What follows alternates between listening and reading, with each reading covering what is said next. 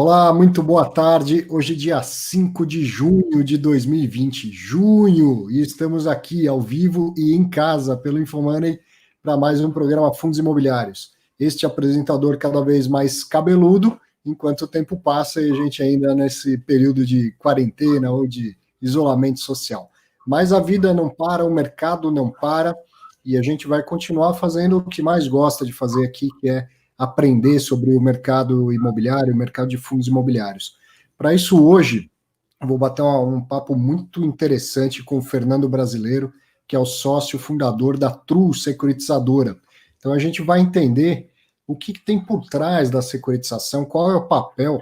Eu ainda escrevi assim para ele, o que faz e o que não faz uma securitizadora, porque com certeza você já entende o fluxo de um CRI, o que é a securitização, que os fundos imobiliários tanto investem, né? Mas tem tantos detalhes aí no meio do caminho que a gente queria entender melhor o papel da securitizadora e o quanto ela é importante. Por isso, obrigado, Fernando, por topar bater esse papo, por estar aqui, reservar um espaço na sua agenda. Te agradeço, Arthur. É sempre bom ter uma oportunidade de falar sobre o negócio, que não deixa de ser desafiador e, ao mesmo tempo, quanto mais conhecimento sobre a área no mercado, melhor para nós do ponto de vista de disclosure de risco, de características do negócio e por aí. Quanto mais as pessoas entenderem, né, como realmente funciona a securitização, mais gente vai perceber que pode procurar a solução da securitização e quem já conhece vai entender melhor e vai ter as expectativas mais corretas a respeito do que esperar quando investir num CRI ou num CRA, por exemplo, né? Perfeito. E essa primeira, assim, considerando que a gente vai aprofundar em detalhes mais técnicos, mas muito rapidamente, para quem ainda não sabe o que é a securitização, tem muita gente por aí, Fernando, que poderia bater na porta da Tru e falar, olha, eu tenho um contrato de locação aqui, eu tenho um financiamento de imóvel e eu tenho alguma operação possível da gente fazer. Tem muito negócio que ainda nem passou pela cabeça que poderia ser originado uma securitização. Olha, se você pensar, o mercado, a primeira securitização feita no sentido clássico de CRI é de 1999. Uhum. É um relativamente jovem. Sim. Continuamente, a minha área comercial, eu tenho um grupo dentro da empresa que origina negócios com tomadores, sejam incorporadores, loteadores, empresas que têm imóveis alugados, fizeram build-to-suit, shopping centers, Uhum. volume de operações imobiliárias, de lastro imobiliário passível de CRI é muito grande.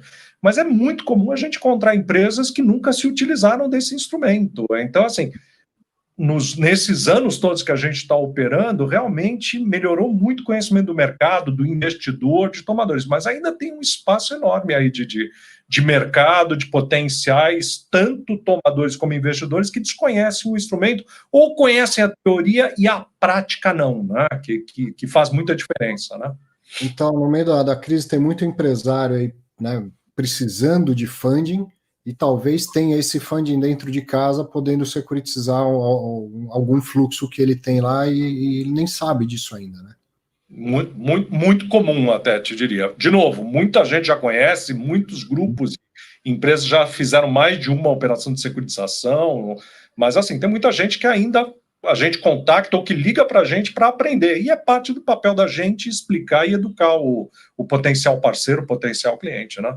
Então, antes de começar o foco que eu mais quero aqui de entender a estrutura da securitização, para quem está nessa situação de que há um empresário que talvez tenha um fluxo a ceder, qual seria um valor mínimo para viabilizar uma operação?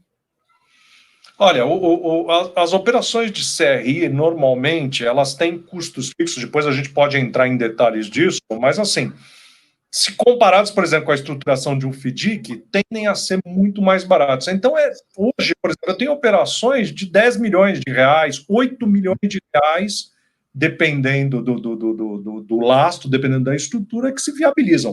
A única coisa é o seguinte, quanto maior a operação, mais você dilui os custos fixos da estrutura, fica mais competitivo. Mas nós já fizemos operações assim, volta de 10 milhões já começa a ficar mais factível.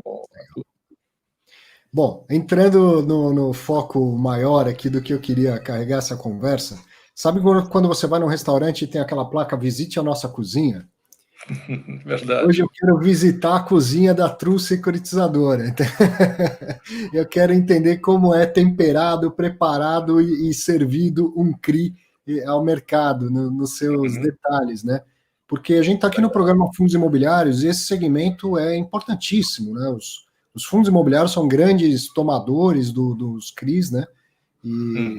E tem fundos muito grandes, com patrimônio muito grande investido em CRI.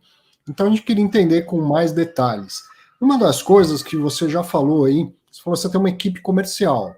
Então tem gente que vai bater na porta do empresário, ou às vezes até de uma pessoa física, fala, olha, você tem uma operação que poderia ser securitizada. Mas acontece muito o contrário também. O próprio empresário chega até você e mostra que ele tem uma operação, que ele tem um loteamento, ou que ele tem um contrato de locação e gostaria de securitizar.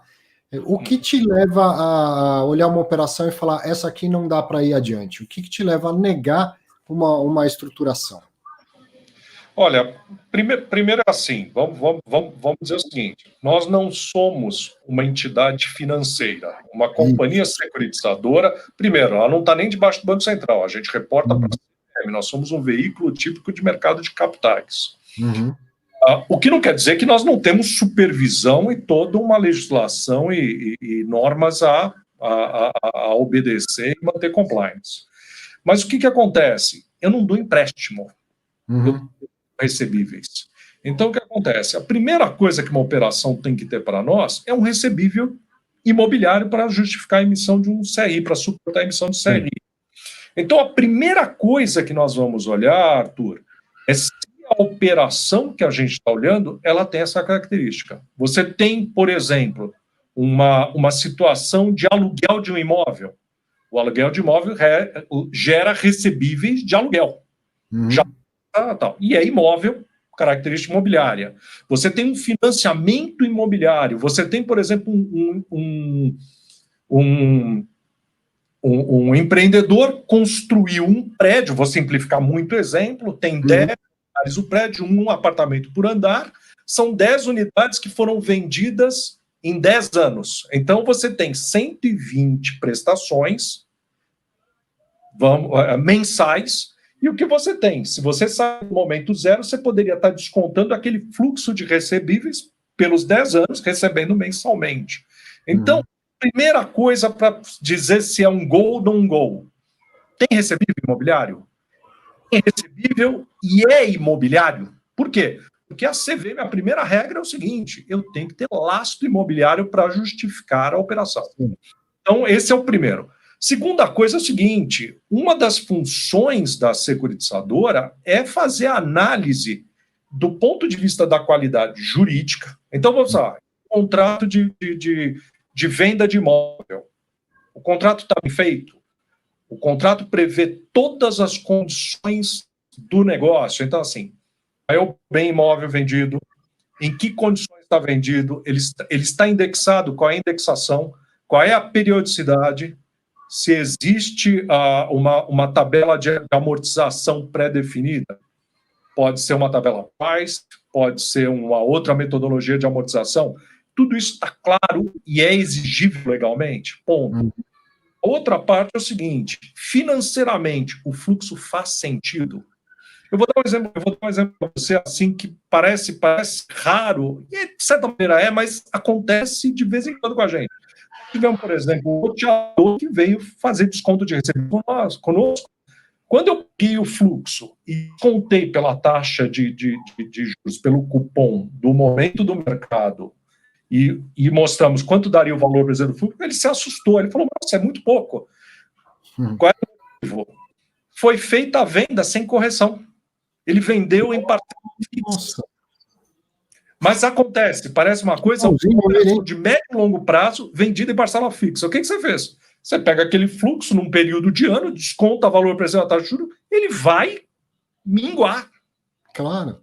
O que você tem, assim, disparadamente, a maioria do mercado, que é a boa prática, você tem um fluxo de longo prazo indexado a um índice de preço, normalmente, você tinha muito GPM, hoje o IPCA ele é cada vez mais dominante nesse tipo de negócio de médio e longo prazo, e um cupom de juros. O clássico era o 1% do mercado imobiliário, mas hoje, até com a queda da taxa de juros, esse cupom vem diminuindo. Hoje é muito comum 6%, 5% e vai por aí. Tá?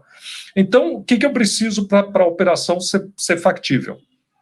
Lastro, do ponto de vista jurídico, do ponto de vista financeiro, recebível. E a outra coisa é o seguinte, se eu vou fazer uma carteira de recebíveis pulverizados, o que é isso? São 10 apartamentos no exemplo que eu te dei. Nós vamos pulverizar a qualidade. Normalmente, o que você vai fazer? Você pede se aquela carteira já tem prazo, 1 ano, 2 anos decorridos, você pede o comportamento da carteira, você quer saber o histórico de performance.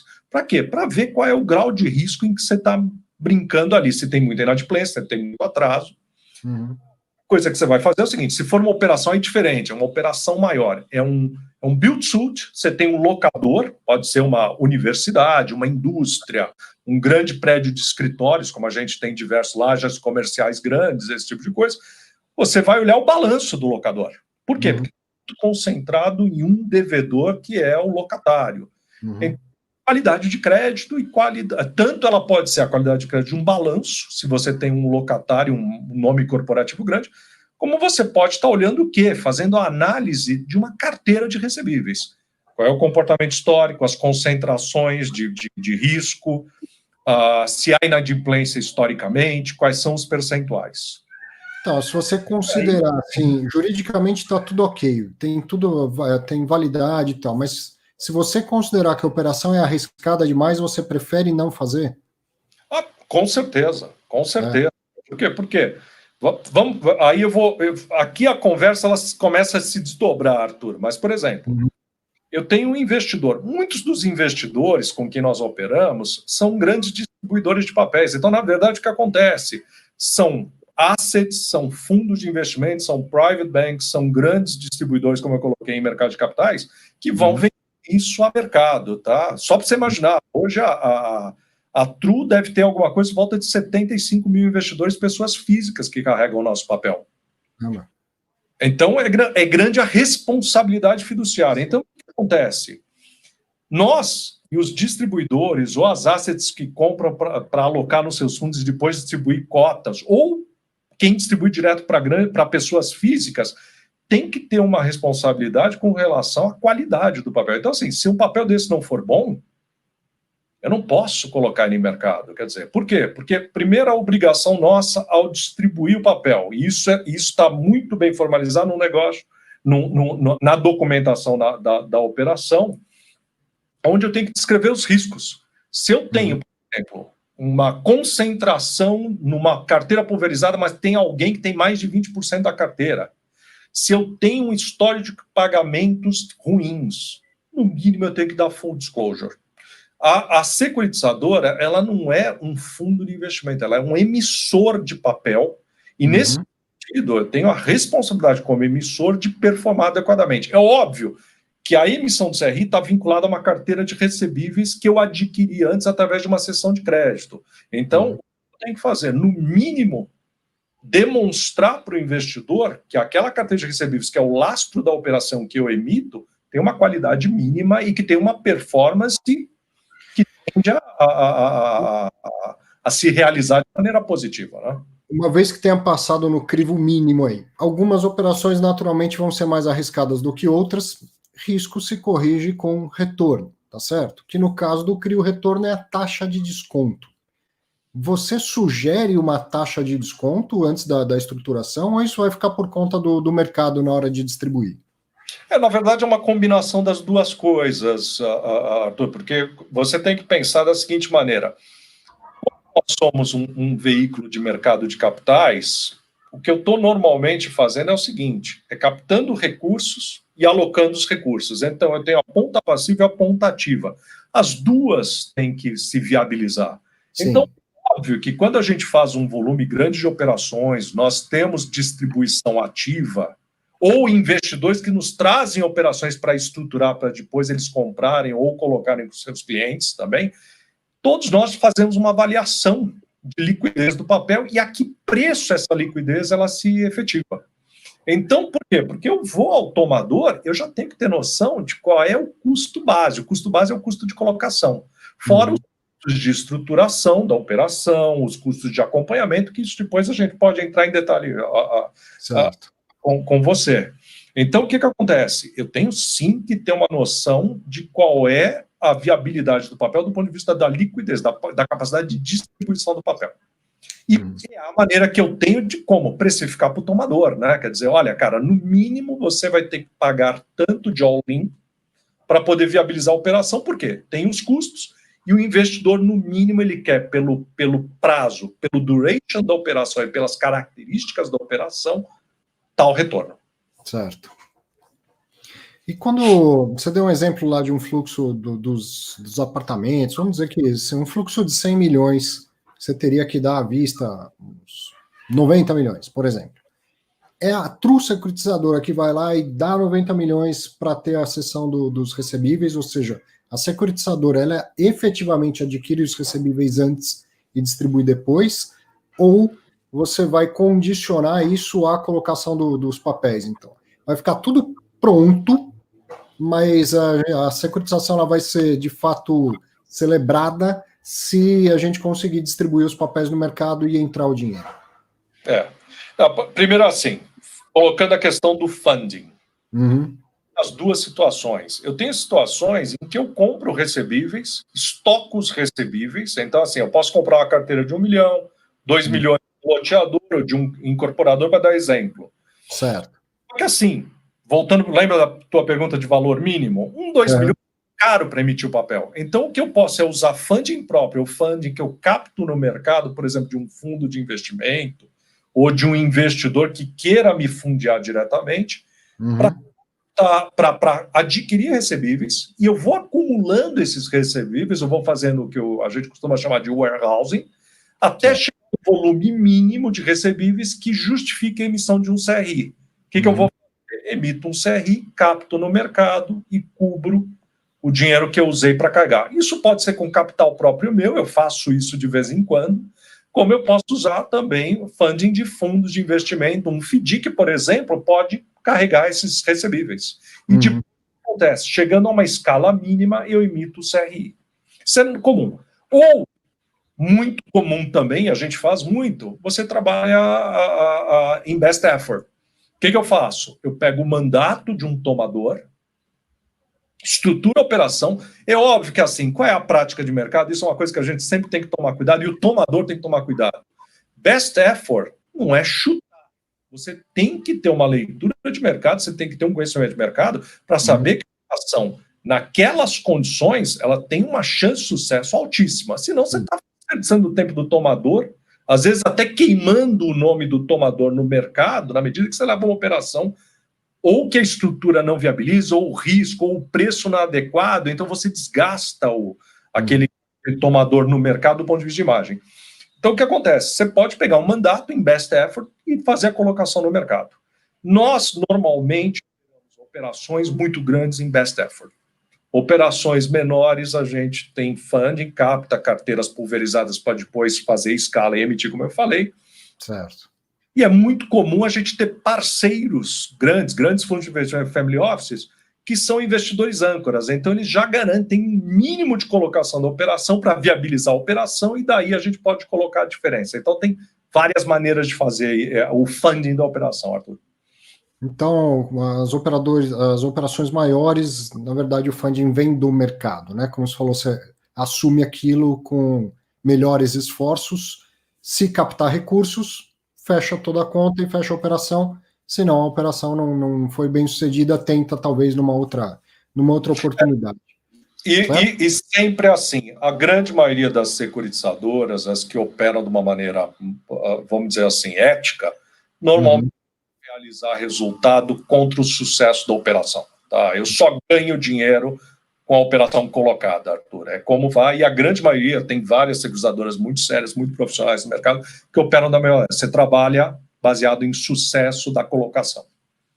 Então, vamos aproveitar. Uma das dúvidas que eu tenho é como cobra, como ganha e como cobra uma securitizadora.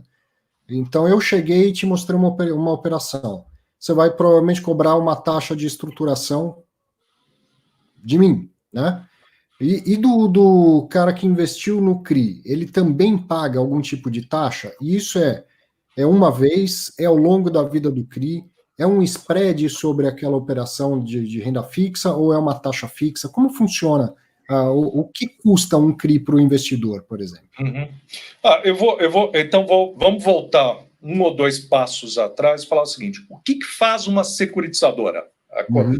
Começar a entrar na cozinha, como você colocou no começo. Uhum. O que é um securitizador? Eu sou um emissor de papéis no mercado, tá? De títulos no mercado. No caso de uma securitizadora imobiliária, a gente está falando de certificados de recebíveis imobiliários.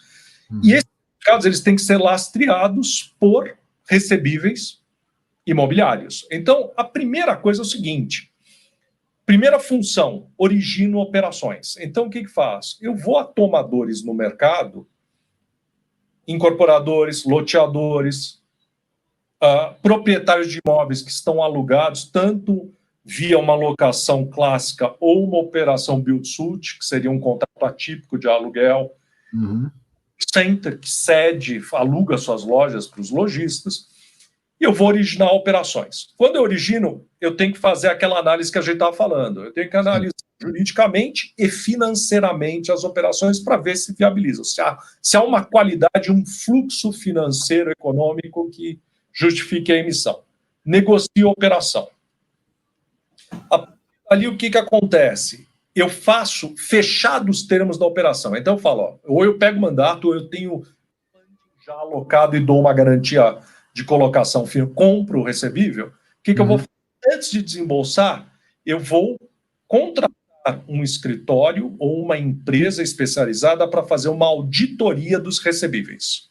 O que eles fazem? Recebem os documentos, checam fluxos, checam assinaturas, registros, havendo garantias reais, que é importante. Nós estamos falando de operações de médio e longo prazo. Normalmente se operam com garantias reais, garantias de imóveis, muito baseado hoje em alienação fiduciária, que é considerado o instituto jurídico mais eficiente no negócio. Antigamente era muito comum a hipoteca, como a alienação ganhou corpo juridicamente, a experiência foi positiva no mercado com a alienação fiduciária e ela passou a ser o padrão de mercado. Certo. Dentro disso, tudo feito e tendo o ok dessa auditoria, o que eu faço? Eu compro os recebíveis imobiliários. Isso é uma cessão de crédito, ainda não há CRI. Eu estou comprando recebíveis e a securitizadora passa a ser detentora de uma carteira de recebíveis.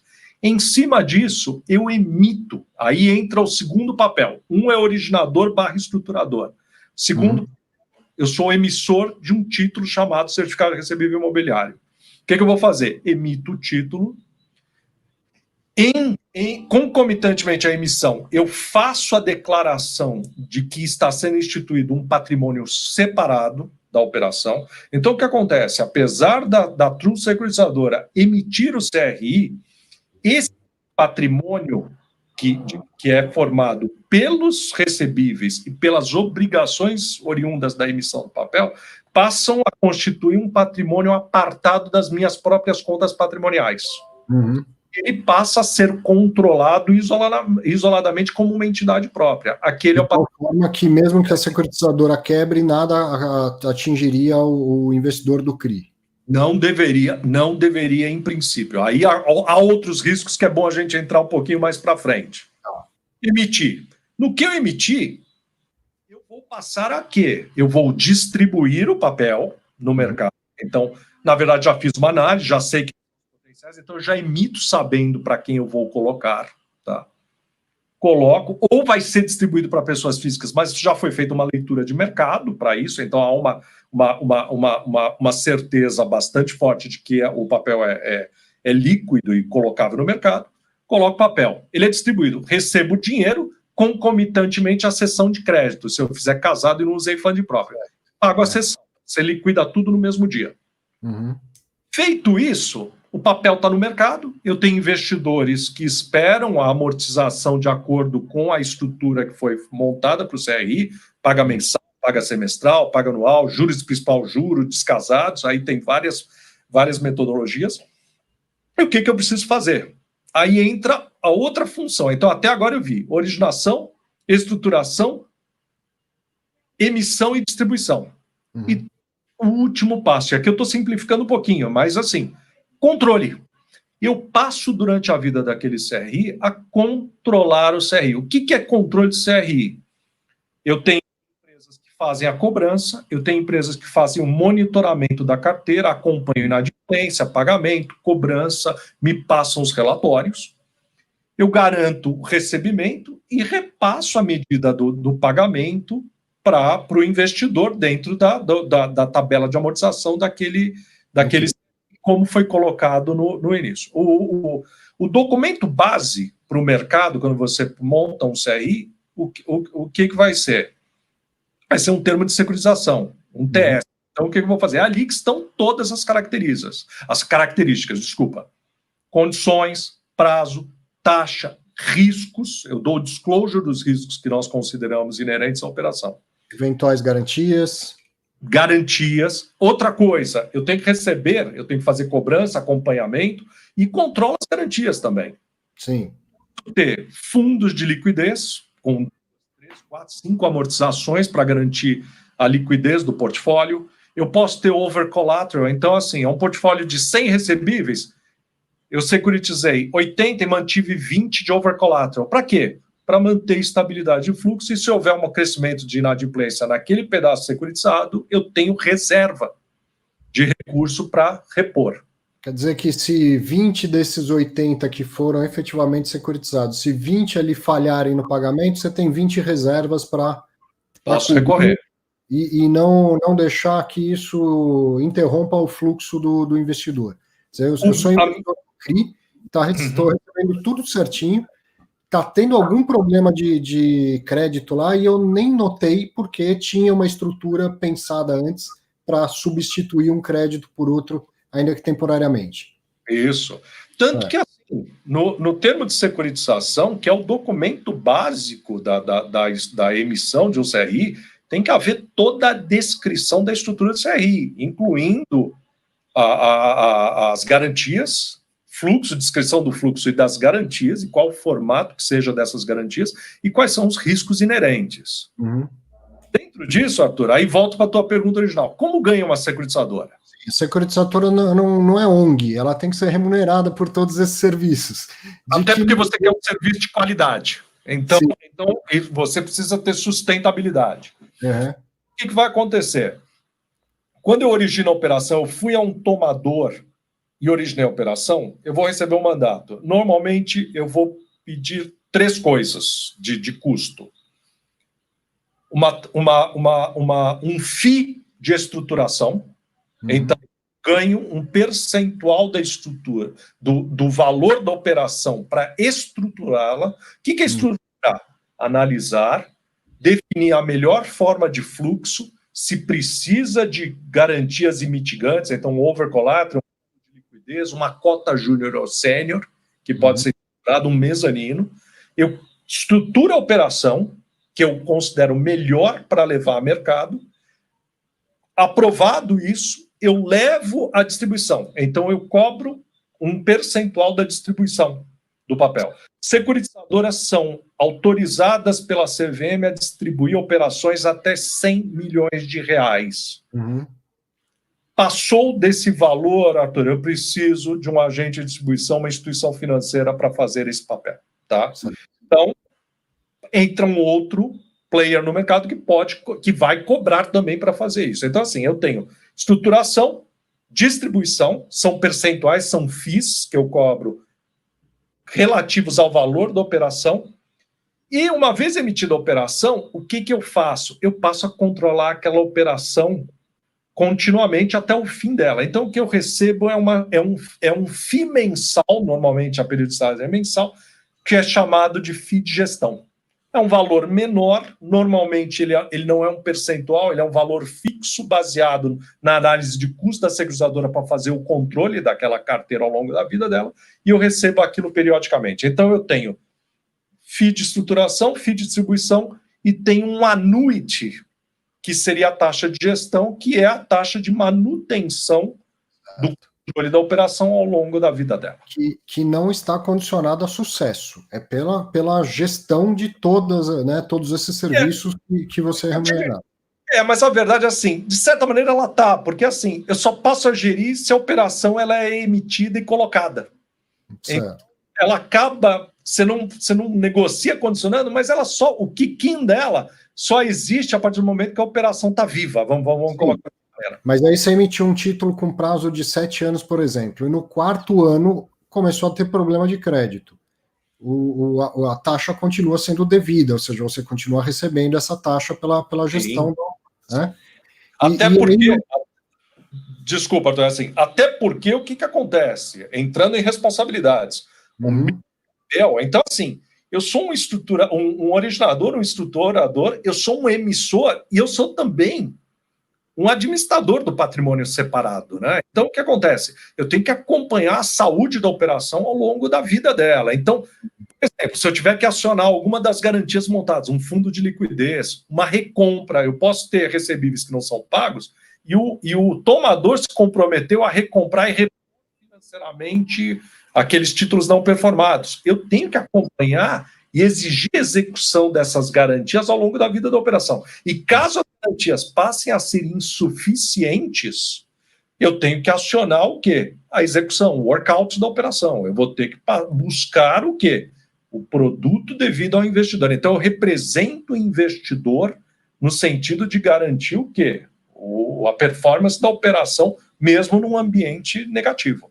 E esse é o seu dever fiduciário, essa é a sua grande responsabilidade, tá certo? Você não é responsável pelo pagamento dos fluxos e nem pode se corresponsabilizar por isso, né? Mas se tem alguma garantia prevista no termo de securitização, é sua obrigação cumprir aquela garantia, né? Sim, sim. E no caso de algum evento de descumprimento, eu tenho que ser o primeiro a notificar o investidor. Todo o processo de governança da operação, ele é feito através de assembleias. Certo. E diferente do que é, por exemplo, uma assembleia de um fundo de investimento, no nosso caso, o leeway, quer dizer, o espaço, a flexibilidade de governança é bastante limitada. Quando eu vou apresentar, por exemplo, se uma operação não está performando, se eu preciso entrar com processo de execução, acionar uma execução extrajudicial da alienação fiduciária, buscar outras formas de garantia, tudo, eu tenho que apresentar e ter aprovação do grupo de investidores, Arthur.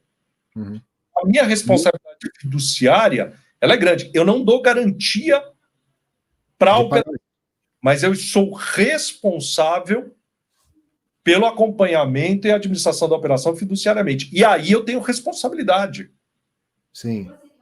Então, se acontece o pior fato, né, que é o evento de crédito, então tem que ir atrás de garantia, tem que fazer execução e tal. Isso adiciona custos adicionais? Ou você já estava sendo remunerado por isso pela gestão normal? Não, aí você tem que... Aí entra a questão. Lembra que eu sou um emissor. E eu também eu também tenho a responsabilidade fiduciária sobre o acompanhamento da performance da operação. Eu não poderia ganhar adicionalmente no caso de um evento de workout, da necessidade de uma execução. Seria um conflito muito grande. Então nesse sentido, é o seguinte, uma securitizadora ela tem que ser extremamente profissional na estruturação, na montagem de uma operação, do ponto de vista das garantias, do ponto de vista e do controle. Por quê? A partir do momento que uma securitizadora entra em workout, ela vai perder dinheiro. Por quê? Porque eu vou continuar a ser remunerado a taxa original de gestão, porque eu continuo a fazer a gestão. Mas isso é um FII pequeno, isso é um FII mensal que vai sendo pago ao longo da vida da operação, Arthur. Operação ruim é prejuízo para a securitizadora, não faz bem financeiramente para a securitizadora. E para o investidor, assim, se a gente está falando de uma execução, tem uma parte judicial, isso aí custa advogado, custas de processo e tal. Esses custos já estão previstos na estrutura, ou eles podem acabar também impactando o fluxo de recebimento do investidor? Aí um dos aspectos de risco de CRIs que tem que, vamos dizer assim, que tem que ser muito claros para o investidor. Seja um investidor investidor institucional, investidor profissional, seja uma pessoa física comprando CRIs menores. Uhum. O que acontece? Os CRIs, na sua grande maioria, eles prevêem e têm fundos de liquidez para despesas previsíveis. Uhum. Muito difícil você prever. Primeiro, você não faz uma operação para falhar. Você não faz uma operação para não performar. Então, o que acontece? Eu vou prever taxas, eu posso prever algumas despesas futuras e criar fundos de reserva para isso. Por outro lado, o que acontece? Quando você entra numa liquidação extrajudicial, quando você vai executar, vai contratar advogados, normalmente você não vai ter fundos para isso. Então, o que vai ser feito? Vai ser chamada uma assembleia de investidores, vai se demonstrar, a acusadora tem que demonstrar qual é a situação, explicar quais são os caminhos que vão ser decididos. Vamos declarar vencimento antecipado, vamos executar, entra em negociação. Como é que vamos? Definido isso, eu vou fazer a precificação, cotar escritórios de advocacia. Por exemplo, eu posso ter que assumir um imóvel. Nós já fizemos isso. Eu já tive operação em que a gente assumiu 5 shopping centers. E TBI. Então, os investidores eles tiveram que aportar recursos, porque a arrecadação tinha baixado naquela operação e não bancava o processo de execução.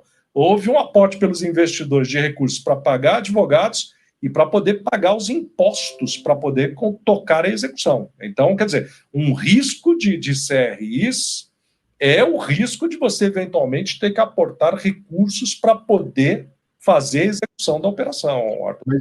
E é por isso que, em muitos casos, a estrutura prevê aquele fundo de reserva, que é justamente para ter um funding para essas coisas extraordinárias, né? Para ter agora. Mas, assim, minha experiência, e você foi com você, a nossa taxa de inadimplência e de execução é baixíssima. Até hoje eu tive uma operação em mais de 300 feitas. Mas assim, uma já é too many, como o americano fala. A crise mudou muito esse balanço aí? Está aumentando muito os eventos de inadimplência por causa da crise? No momento, não. O que houve, assim, vamos separar duas coisas. Você tem portfólios, que são lá os CRIs, e você tem o CRI. O portfólio, raramente, ele representa o CRI puro. Normalmente você tem um portfólio, você vai ter uma garantia real, você vai ter fundos de reserva, você pode ter uma cota júnior, você pode ter opções do tomador recomprar operações que não estão performando. Então, existe uma diferença razoável entre a performance do puro e a performance do CRI, porque o CRI ele é uma estrutura que permite uma série de mitigações, Arthur. Certo. O que aconteceu? Com o mercado volátil como ele vem, houve sim um aumento, eu te diria até, menor do que eu esperava de inadimplência, vou ser franco, talvez eu seja muito conservador, mas o que aconteceu? Houve sim uma necessidade de reestruturações de operações. Nós tivemos muitas operações em que o tomador veio e pediu para a gente dilatação de prazo, carência. Puta, eu queria 3 meses de carência, você pode estender o prazo de vencimento, ou eu gostaria de ter um desconto no pagamento dos próximos 3 meses, e a diferença incorporada ao principal para frente. Estou dando exemplos simplificados, mas assim, nós tivemos um volume grande de operações que foram renegociadas, reestruturadas. Tudo isso, Arthur, é feito com a bênção, com a aprovação do investidor. Então, você imagina, eu tive uma quantidade enorme de assembleias com investidores. Foi até um teste maravilhoso da Assembleia Digital, a CVM também, até correndo dentro da quarentena, legislou para permitir um arcabouço normativo para as assembleias virtuais, mais claro, principalmente para CRI e CRA. E o que a gente fez? A gente fez muita renegociação. Para quê? Para evitar o default. Estende prazo, aumenta a garantia, faz troca de lastro, dá um prazo um pouco mais dilatado de pagamento. Então, assim, nós não tivemos inadimplência nos CRIs, mas tivemos um período intenso nos últimos meses de renegociações para poder acomodar essa volatilidade do mercado que repercutiu em vários portfólios. Perfeito. Eu vou fazer uma lista de situações aqui que eu queria que você explicasse o que é e o que não é. Muitas coisas nem é responsabilidade da securitizadora. Mas, por exemplo, marcação ao mercado. Uma vez que o CRI foi ao mercado, eu estou carregando ele até o vencimento e ele vai mudando de preço no mercado secundário. Eu posso vender no meio do caminho para outra pessoa. A marcação ao mercado é responsabilidade da securitizadora ou de quem detém o CRI, por exemplo? O que eu faço, por exemplo, se você entrar no nosso site, como outras securitizadoras têm, eu faço diariamente a atualização do PU das operações. Tá? Então, eu tenho que fazer a precificação disso. Mas a curva do papel. A curva do papel. Não a curva de... papel. Certo. A curva isso é uma obrigação legal. Eu dou prioridade, faço isso. Nem toda seguradora consegue fazer isso diariamente nos sites, mas há algumas que fazem e é o ideal, então tem que haver um investimento de tecnologia para isso. E a outra coisa, seguinte, nos poucos casos que nós tivemos de operações que chegaram a entrar em default, o que acontece? Os fundos de investimento que carregam papéis seguem suas políticas de marcação a mercado em situações que existem. Então, assim, é um papel que também sofre variações de preço dentro do... Você faz a marcação do papel. Ele nasceu para pagar IPCA mais 3, você fica marcando quanto que seria IPCA mais 3 na data de hoje. Isso aí. Se, eventualmente, no mercado secundário, ele desvalorizou para que isso valha IPCA mais 4, não muda a sua marcação da curva do papel. Não muda a marcação. A marcação é a função da curva efetiva do papel. Perfeito. Legal. A verificação de lastro, acho que é algo que não é feito só na originação, você continua fazendo ao longo do tempo, tá certo? Ainda mais se tiver um lastro revolvente, né? Classificação... O acompanhamento do lastro, ele é, como eu tenho, uma coisa que é importante colocar, quando você compra um recebível, a boa prática de mercado faz com que a cobrança passe a ser feita em nome da securitizadora. Eu compro, por exemplo, de um loteador ou de um incorporador, o devedor final, o comprador da unidade imobiliária, ele é informado da cessão e passa a receber a cobrança, onde o cedente passa a ser a companhia securitizadora. E eu acompanho a cobrança disso ao longo do tempo. Certo. O rating, o risco de crédito, quando há uma classificação de risco de crédito. Então, o CRI é nota AAA, é BB- e tal. Isso é função da securitizadora ou não? Não, o rating, por definição, ele tem que ser independente, Arthur. Então, o que acontece? A operação exigindo, nem toda operação tem rating, mas quando é legalmente necessário, ou do ponto de vista de mercado faz sentido a emissão do rating, nós contratamos uma agência de rating, fornecemos toda a informação para a agência. Óbvio que a agência de rating tem toda a liberdade de diligenciar a operação e proceder ao seu processo de análise, e emite um rating, e o que acontece? A maioria das operações ela tem um rating de saída, e normalmente tem um rating de acompanhamento que é renovado periodicamente, normalmente anualmente. O rating muda no meio do caminho, porque a agência classificadora mudou, para mais ou para menos, tanto faz. Isso muda alguma coisa na sua responsabilidade como securitizadora ou não? Por exemplo, a marcação do preço do papel, da curva do papel, muda se o rating cair no meio da vida dele? Na verdade, há mercado, sim. Normalmente, no fundo de investimento é que essa marcação vai mudar. Lá na curva do papel, não deveria. Até porque você tem que lembrar que é um outro questionamento que se faz. Apesar de aspectos como, eventualmente, a necessidade de chamada de recurso num workout da operação, você normalmente vai tratar o papel como um papel de renda fixa. Ele tem um fluxo previsível, ele tem uma taxa de juros pré-determinada e uma performance. Todo o trabalho é para que a performance ela acompanhe e tenha compliance com os termos da operação como originalmente definidos.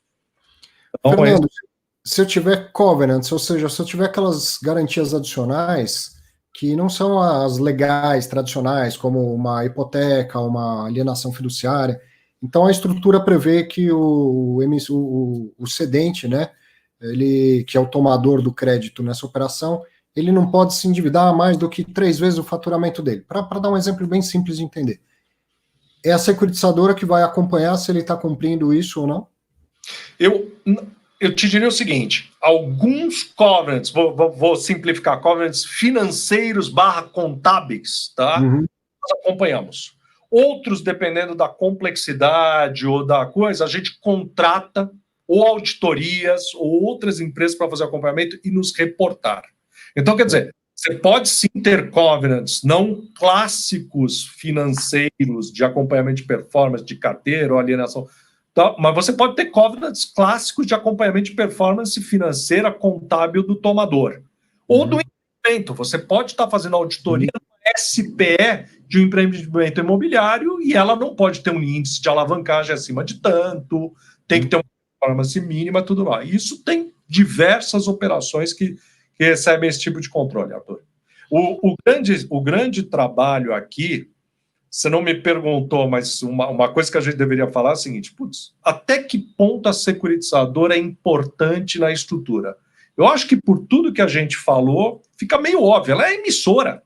Eu ia te perguntar se securitizadora é tudo igual, mas para mim já está óbvio que não, que eu tenho que tomar bastante cuidado também com quem é a securitizadora dos papéis que eu adquiro, né?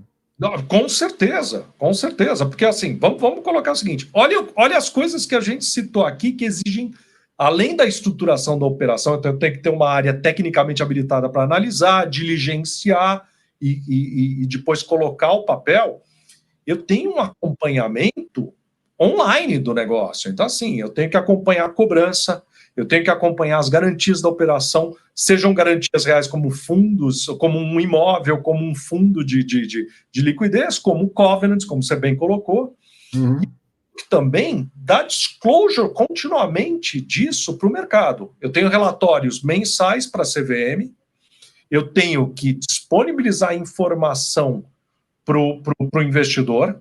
Um player que nós não citamos aqui é assim, você tem agente fiduciário nas operações, a gente sempre tem um agente externo de controle e acompanhamento, que é essencial para defender os direitos do investidor, que é o agente fiduciário. Eu forneço, ele depende de mim para as informações, mas ele me critica se a informação ela não é clara, se ela não está de acordo com a regra do jogo, ou se ela apresenta algum nível de distorção com relação às condições ideais da operação. Toda emissão de CRI precisa ter um agente fiduciário? Desculpe? Todo CRI precisa ter um agente fiduciário? Toda emissão... Todo CRI precisa ter um agente fiduciário. E aonde ele se diferencia? Por exemplo, você precisa acompanhar as garantias, precisa executar as garantias, é o que também se espera de um agente fiduciário. Qual que é a diferença? É que assim, o agente fiduciário, ele vai acompanhar o processo. Então, por exemplo, alienação fiduciária, para dar um exemplo você, precisei começar a execução extrajudicial de uma alienação fiduciária. Ela é feita toda em nome da securitizadora, porque a propriedade fiduciária está em meu nome. Certo. Eu vou assumir o imóvel e depois eu vou vender ou vou entregar o imóvel em pagamento do CRI, se for o caso, assim, numa situação extrema. Então, o que acontece? Eu tenho que reportar todos os meus passos para o agente fiduciário. O agente fiduciário participa das assembleias. O agente fiduciário é periodicamente informado dos avanços ou dos retrocessos em uma operação.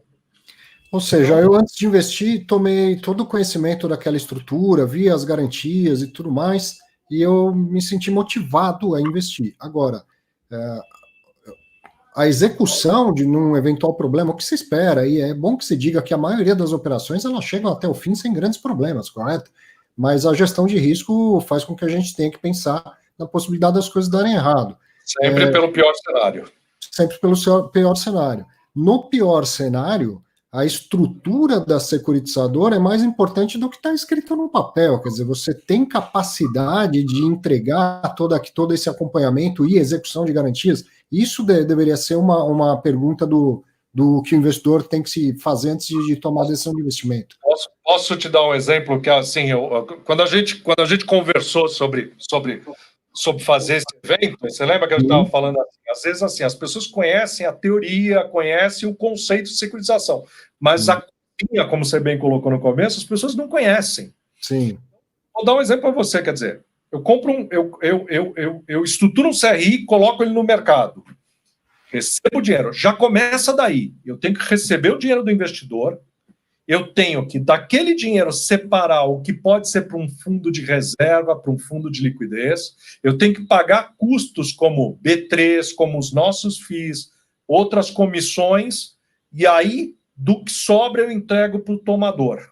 Tá? Já tenho que fazer um controle. Todo mês eu tenho que receber, se a periodicidade é mensal e a grande maioria eu tenho que receber pagamento. Então, eu tenho que ter alguém reconciliando os pagamentos, garantindo que a cobrança está saindo direitinho. Recebo, se a arrecadação não foi suficiente, eu tenho que buscar as outras garantias ou recompras do tomador para garantir que o pagamento daquele mês, naquele caso, seja feito. Tudo isso é sistema, Arthur. Eu tenho para você imaginar, só ano passado a gente emitiu entre CRI, CRA e operações de securitização financeira mais de 7 bilhões de reais. Mais de 60 operações. Então, o que acontece? Eu tenho que ter uma dissensão.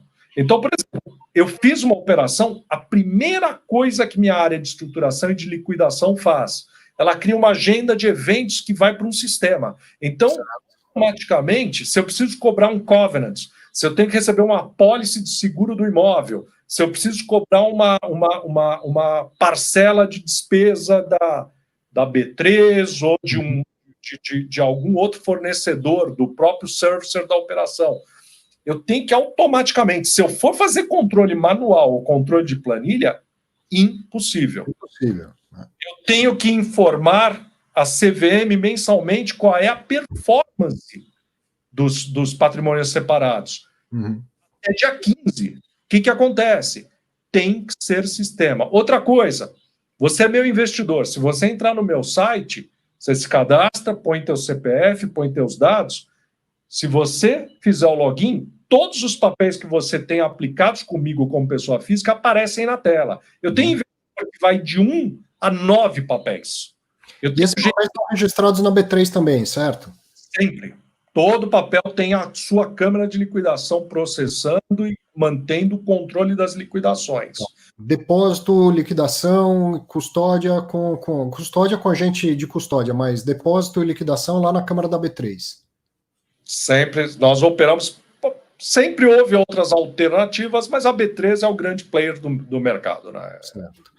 E aí, numa eventualidade de você não atuar como deveria no caso de uma garantia ou coisa assim, é aí que o agente fiduciário deveria ser mais importante de exigir essa atitude, né? Exigir que você tome providências, e se na pior hipótese de todas, eu investi num CRI e a securitizadora não foi diligente, não tomou as atitudes que deveriam tomar, ela vai ser responsabilizada, evidentemente.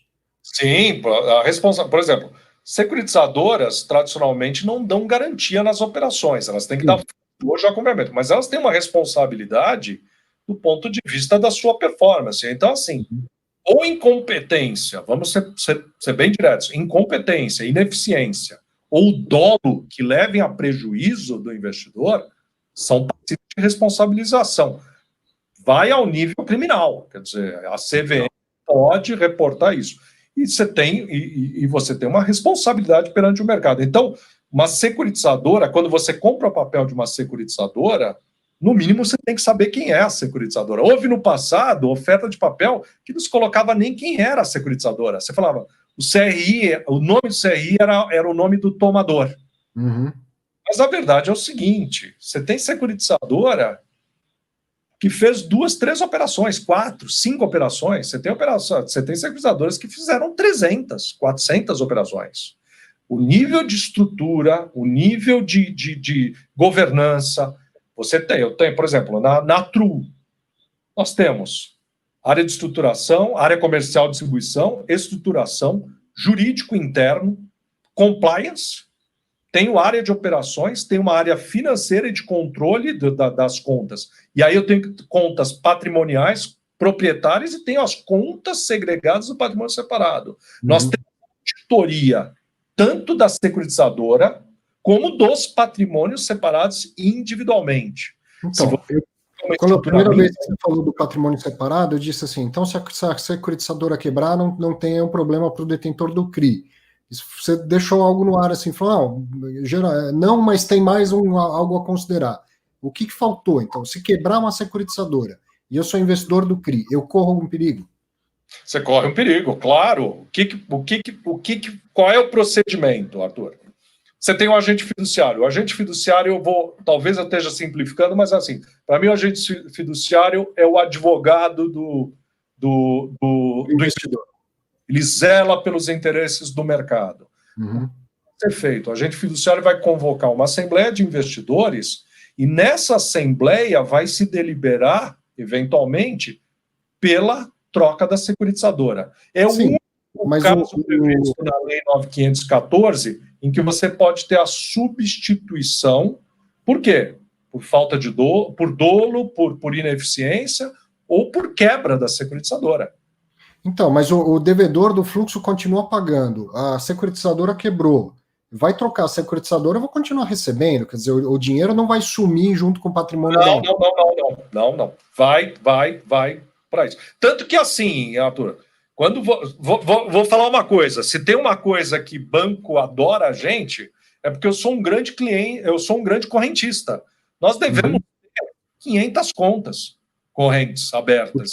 Porque não passa pela sua conta, cada estrutura tem uma conta própria. Eu tenho contas proprietárias onde eu recebo o meu rendimento, onde eu pago as despesas da securitizadora. Isso é minha conta proprietária. Agora, contas individualizadas para cada patrimônio separado.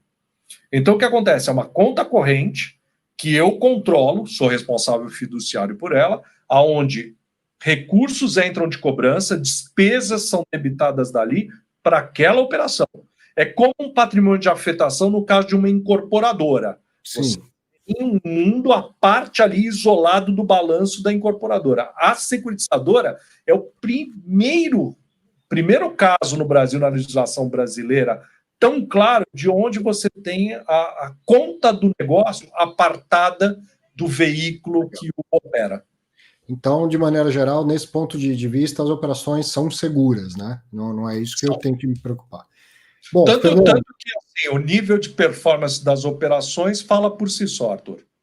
A gente tem 2 minutos, eu queria fazer mais 2 perguntas, que obviamente a gente não vai ter tempo, até porque dava para ficar mais 1 hora só para discutir o que eu queria te perguntar, que era a questão de debêntures como lastro de CRI, que, assim, do ponto de vista teórico, a securitização é tornar valor mobiliário algo que originalmente não era.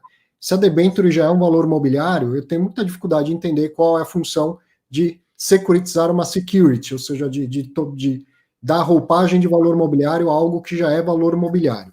Como a gente não tem tempo para essa discussão, eu queria te fazer a segunda pergunta que eu acho mais relevante. Que é possível fazer, a CVM já carimbou, a CVM aceita que se faça a securitização com lastro em debêntures. Mas e a questão tributária?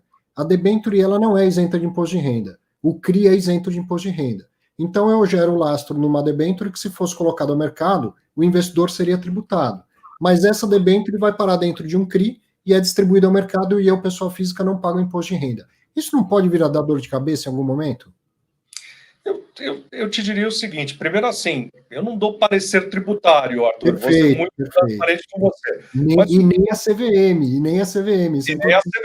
Mas o que eu posso te dizer é o seguinte, o título, porque assim, a debênture, quando você faz uma emissão, ela é, entre aspas, um lastro. Por quê? Porque se eu fizer uma debênture, mas não houver a vinculação imobiliária, ela não permite a emissão do CRI, quer dizer, uma debênture pura, não é isso. O que eu tenho é uma debênture como um título, mas eu tenho que ter a componente imobiliária permeando a operação.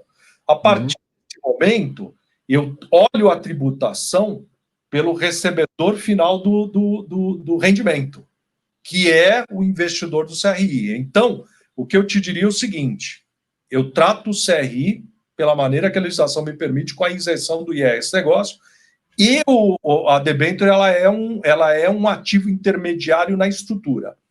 Só que sempre assim, nós sempre colocamos o disclosure na documentação, que isso tem que ser analisado pelo investidor e pelo seu assessor tributário. Nossa experiência é que as estruturas, sim, de CRI são isentas de imposto, independente do lastro, porque o lastro tem que ser formal e aprovado e tal. Então, emitido CRI pressupõe que o lastro é legal. O CRI está de acordo e ele é tratado com isenção. Eu vou até aí. Fernando, muito obrigado. Faz 1 hora que você está sendo aqui sabatinado, na verdade. Muito obrigado pela sua disposição. Foi uma aula isso aqui. Foi de um valor, como eu já tinha te avisado isso. Você vai gerar muito valor para o mercado e para as pessoas que assistirem. E eu estava correto. Foi assim uma coisa sensacional que você nos proporcionou. Vamos pensar em outras, vamos pensar em esmiuçar alguns desses detalhes, mas essa a gente fica por aqui. Quero te agradecer muito pela sua disposição. Eu agradeço muito, e assim, esse é um business apaixonante para a gente. Estou há muitos anos nisso e está crescendo, e quanto mais as pessoas souberem, Arthur, não é só questão de aumentar o negócio, é a capacidade da gente fomentar financiamento de longo prazo para o setor imobiliário, o setor de agro, que não foi o caso aqui, no caso do CRA, quer dizer, a gente bastante de médio e longo prazo para setores carentes disso. Perfeito. Nós temos muito orgulho do que a gente opera e do nosso papel no mercado de capitais. Obrigado, sucesso aí para você, viu? Da mesma maneira, obrigado, viu? Tchau, tchau. Que aula, hein? Mais uma aula, obrigado você pela companhia, espero que você tenha gostado. Se achou complicado, assiste de novo. Quanto mais vezes você se esforçar para entender isso, melhor. Então, um excelente final de semana para você, fique bem, fique com saúde, e a gente se vê no próximo programa Fundos Imobiliários. Até lá.